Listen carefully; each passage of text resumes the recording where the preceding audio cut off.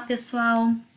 Nessa videoaula a gente vai falar um pouquinho sobre a membrana citoplasmática. Bom, como nós já vimos em aulas anteriores, a gente sabe que todo ser vivo é constituído por célula. A gente já viu que a célula é a unidade básica da vida, né? É a unidade morfológica e funcional dos seres vivos, né? Nós vimos que existem dois tipos de células. Um tipo de célula que nós classificamos como eucariota, ou seja, que possui um núcleo. Lembrando que esse prefixo, significa verdadeiro e cariota deriva de carioteca, que é o nome desta membrana aqui que reveste o núcleo, certo?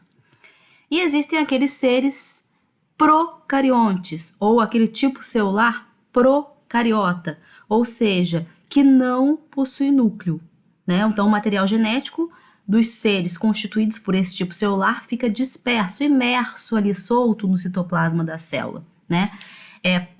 Esse prefixo significa primitivo, e cariota, carioteca, ou seja, uma carioteca primitiva. Trocando em miúdos, não existe, né? Não há presença de carioteca nesse tipo celular.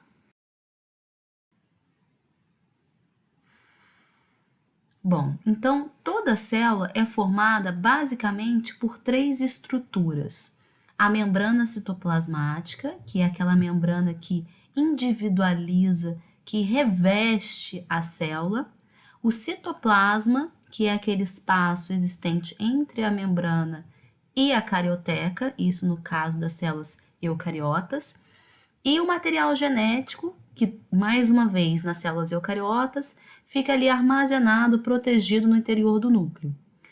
Então as células procariotas não possuem membrana, citoplasma e núcleo? Não possui apenas o núcleo, tá? Mas a membrana celular ou membrana citoplasmática, as células procariotas possuem, tá aqui representada em um marrom. Elas também possuem o citoplasma, que é a parte interior da célula, onde fica o citosol, aquela parte líquida e fluida, e também possui material genético, que no caso das células procarióticas fica disperso, solto ali no citosol. Né? Mas nós vamos nos ater nessa aula a apenas a membrana citoplasmática. Vamos começar falando um pouquinho sobre a estrutura da membrana citoplasmática. Como vocês podem ver, a membrana citoplasmática ela é constituída principalmente por essa estrutura aqui, né? Que tem uma bolinha laranja e como se fosse duas perninhas aqui pretinhas, tá? Isso daqui é um fosfolipídio. Nós estamos ilustrando, representando uma molécula que nós já conversamos quando nós falamos sobre os lipídios, chamada de fosfolipídio. Já já a gente vai falar um pouquinho mais sobre ela. Além do fosfolipídio, nós podemos ver aqui na membrana citoplasmática uma estrutura roxinha, tá? Na verdade, duas estruturas roxinhas, né? Aqui você tem representado as proteínas. Então, basicamente, a membrana citoplasmática ela é constituída por uma bicamada de fosfolipídios com proteínas imersas, tá certo? Essa bicamada de fosfolipídios confere fluidez, movimentação à membrana.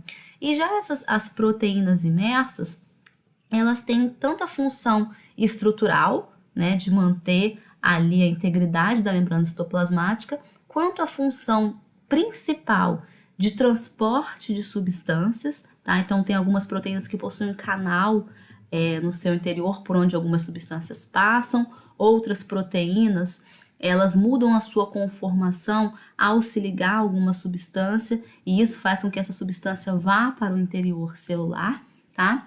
E outras proteínas têm função catalítica. O que é isso? A função de acelerar as reações químicas, ou seja, algumas proteínas presentes na membrana celular são enzimas, tá certo? Essa estrutura da membrana que eu acabei de apontar aí para vocês, né, que está aqui nessa animação bem representada, que é a bicamada de fosfolipídio, com as proteínas imersas, esse modelo de membrana, essa representação da membrana citoplasmática, foi proposta em 1971 por dois pesquisadores, o Singer e o Nicholson, tá? Bom, esse modelo recebeu um nome, ficou conhecido como modelo do mosaico fluido. Isso porque uma membrana é fluida e essas proteínas ficam se movimentando ali nessa membrana, eles associaram as proteínas às peças de um mosaico, tá certo? E fluido por causa da fluidez da membrana. Aqui eu coloquei para vocês um lipídio, né, um único lipídio representado para vocês observarem a constituição desse lipídio. Então, a bolinha aqui do lipídio, né, que está aqui ampliada, é a parte polar do lipídio, tá certo? Ela é constituída pelo glicerol, pela molécula de glicerol, e por um grupo fosfato. Isso que confere a polaridade a essa parte da molécula. E aqui as duas perninhas do lipídio, as caudas, essa parte da molécula do lipídio, ela é polar, ou seja, ela tem afinidade com a molécula de água. E essa parte interna que eu estou apontando aqui para vocês, a cauda dos lipídios, é a parte apolar da molécula, ou seja, a parte que não tem afinidade pela água. Então faz sentido, né? Essa molécula ter a parte polar tanto voltada para o meio externo, que é onde vai ter contato com a água, tanto para o meio interno da célula, que também é onde ela vai ter contato com a água, tá certo? Bom, funções da membrana. Primeira função que nós já comentamos, a membrana citoplasmática reveste, individualiza as células. Tudo que reveste, protege. Então, segunda função da membrana citoplasmática, proteção. A principal função da membrana citoplasmática é a permeabilidade seletiva, ou seja, ela vai selecionar o que vai entrar dentro da célula, tá certo? Imaginem que aqui é o meio interno da célula e aqui o meio externo. Aqui eu estou representando uma parte da membrana citoplasmática. Você pode ver que aqui nessa animação, apenas algumas substâncias entram e saem livremente da célula, tá? Que está representando a molécula de água.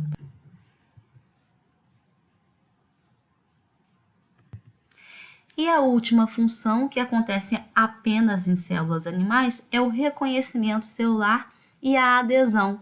Isso porque apenas as células animais que possuem essa estrutura aqui, chamada de glicocálice. E eu vou mostrar para vocês aqui o que é o glicocálice. Nessa outra imagem aqui, mais uma vez, a membrana citoplasmática, a bicamada de fosfolipídios, as proteínas imersas, e aqui vocês podem ver uma estrutura verdinha se ligando tanto às proteínas quanto aos lipídios, que forma o glicocálice, tá? Que são as glicoproteínas, ou seja, carboidratos ligados a proteínas e carboidratos ligados aos lipídios, formando os glicolipídios. Glicoproteínas e glicolipídios formam o glicocálice da membrana citoplasmática e só está presente em células animais. Essa estrutura é a responsável pelo reconhecimento de uma célula com outra célula, né?